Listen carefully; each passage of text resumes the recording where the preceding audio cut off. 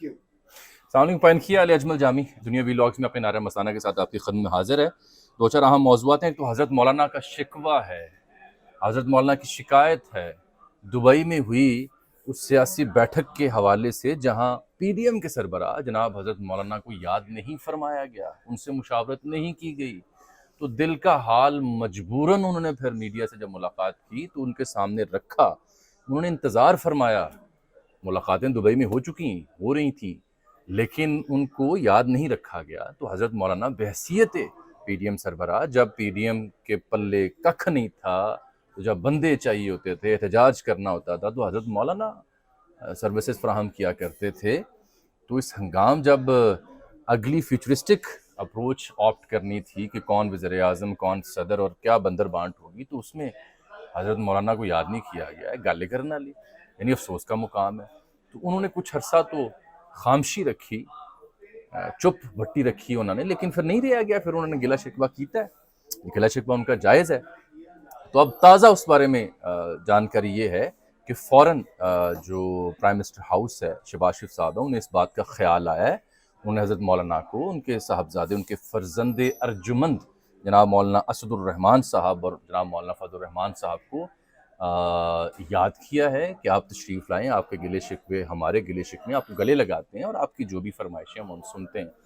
Governor کے معاملے پہ وہ ٹچی ہیں کہ وہ تبدیل نہیں ہونے چاہیے, آئندہ کے سیٹ اپ میں کے پی کے میں جے یو آئی کی پوزیشن کیا ہوگی, وفاق میں, سینٹر میں, سینٹ میں کیا ہوگی, وغیرہ وغیرہ. ایک دو شرلیاں یہ بھی چھوڑی گئیں کہ پروبیبلی حضرت مولانا ان چند ایک لوگوں میں سے جو چاہتے تھے کہ 1 سال تک آئینی مدت میں توسیع کی جائے, ان میں گنجائش ہے موجودہ اسمبلیوں کی, اور اس پہ حکومت غالباً نہیں مانی.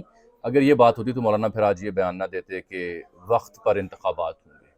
اور ویسے بھی 73 کی روح سے جب کوئی شخص کوئی سیاستدان بات کرتا ہے تو وہ پھر ایسی تجویز بند کمروں میں دے ہی نہیں سکتا.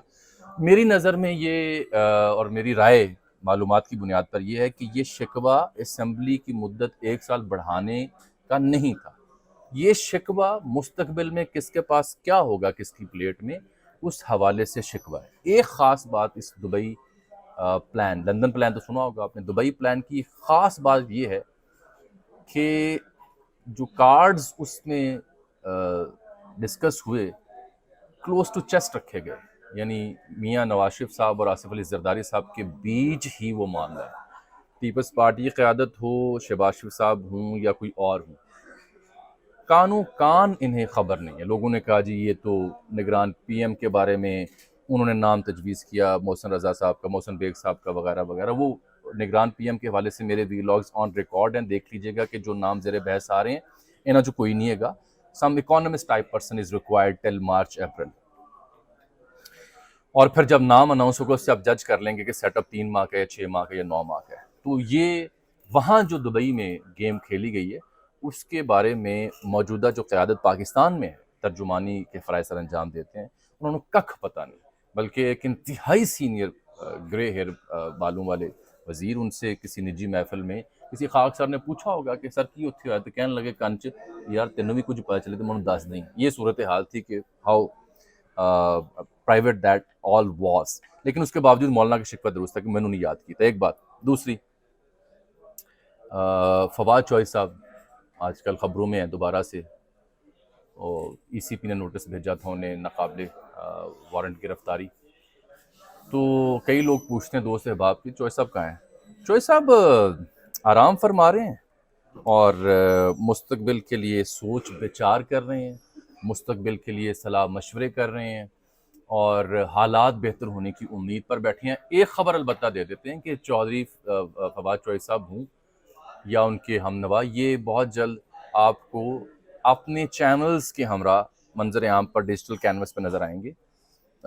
دے آر اپ فار یوٹیوبنگ, جس میں مفتاح اسماعیل بھی ان کے ہمنوا ہوں گے, جو گورنر سابق سندھ کے رہے عمران اسماعیل صاحب, ان کو آپ غیر سیاسی روپ میں بہت جلد دیکھنے جا رہے ہیں.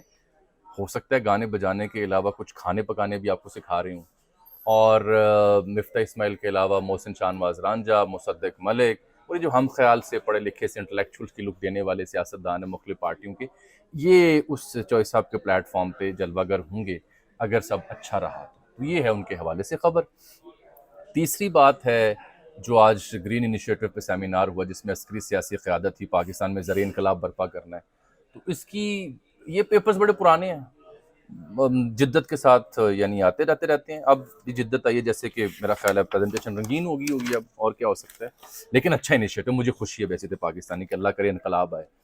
اس میں خاص بات یہ تھی کہ جناب جو سپہ سالار انہوں نے بڑی فلبدی گفتگو کی، قرآن پاک کی آیات کا حوالہ دیا اور مایوسی کے حوالے سے بتایا یہ گناہ ہے، اور پاکستان کے بارے میں جو مایوسانہ رویہ رکھا جا رہا ہے وہ پروپیگنڈے کا حصہ ہے. وہ پر امید ہے کہ انشاءاللہ پاکستان ریکور کرے گا، ہونا بھی چاہیے.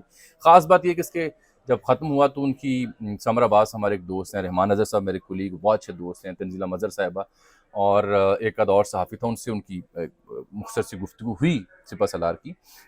تو اس میں انہوں نے کہا کہ میں میڈیا کے ساتھ بات نہیں کرتا، یہ میری پالیسی ہے.